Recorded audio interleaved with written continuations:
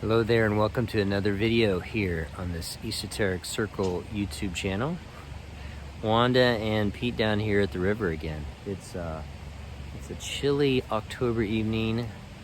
It's dusk. And I thought I'd read a little Ouspensky here at dusk. This is from his essay Esotericism and Modern Thought from A New Model of the Universe. One of my favorite passages here. But if we try to continue with this idea of successive civilizations, we shall see that every great culture of the great cycle of the whole of humanity consists of a whole series of separate cultures belonging to separate races and peoples. All these separate cultures proceed in waves. They rise, reach the point of their highest development, and fall. A race or a people which has reached a very high level of culture may begin to lose its culture and gradually pass to a state of absolute barbarism. The savages of our time, as has been said before, may be the descendants of once highly cultured races. A whole series of these racial and national cultures taken over a very long period of time makes up what may be called a great culture, or the culture of a great cycle. The culture of a great cycle is also a wave which is made up, like every wave, of a number of smaller waves. And this culture, like the separate cultures, racial or national, rises, reaches its highest point, and finally sinks into barbarism. Of course, the division of periods of barbarism and periods of culture must not be understood literally.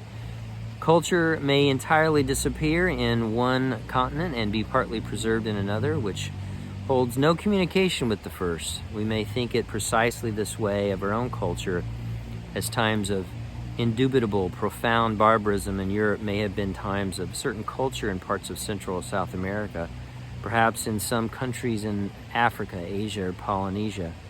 The possibility of a culture being preserved in some parts of the world in a period of general decadence does not affect the main principle that cultures proceed in great waves, separated by long periods of more or less complete barbarism. And it is very possible that periods occur, particularly if they coincide with geological cataclysms, with changes in the state of the Earth's crust, when every semblance of culture disappears, and the remnants of all earlier humanity start a new culture from the beginning, from the Stone Age. According to the idea of esotericism, not all the valuable things gained by humanity during periods of culture are lost in periods of barbarism. The main substance of what has been gained by humanity in a period of culture is preserved in esoteric centers during the period of barbarism, and afterwards serves from the beginning of a new culture. Every culture rises and falls. The reason is that in every culture, as we can observe, for example, in our own completely opposed principle, the principle of barbarism and the principle of civilization are developed and evolved at the same time. The beginning of culture comes from the inner circle of humanity, and often it comes by means that are violent. Missionaries of the inner circle civilize savage races, sometimes by fire and sword, because there can be no other means but violence to deal with a savage people. Later, the principles of civilization develop and gradually create those forms of man's spiritual manifestation which are called religion, philosophy, science, and art. And also those forms of social life which create for the individual a certain freedom. And they become a security and possibility of self-manifestation in higher spheres of activity. This is civilization, and as has been pointed out, its beginning, that is to the beginning of all its ideas and principles and all of its knowledge, come from the esoteric circle.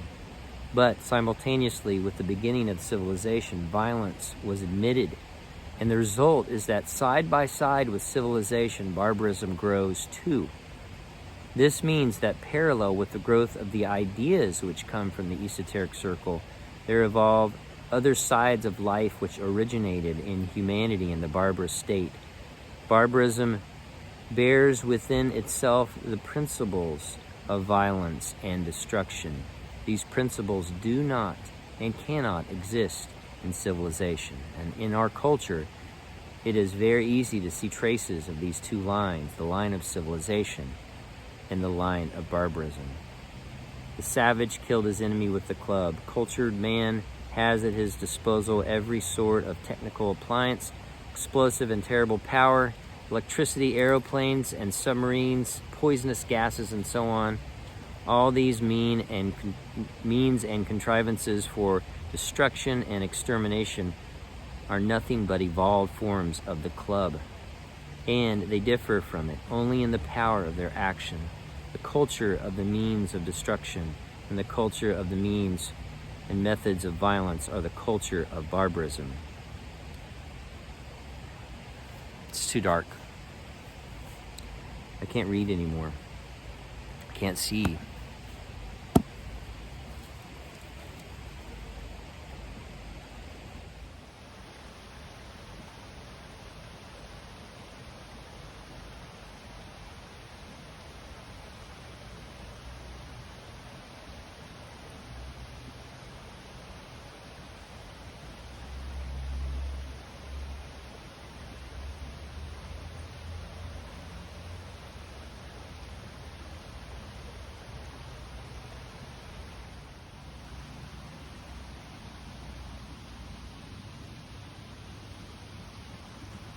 We better get back.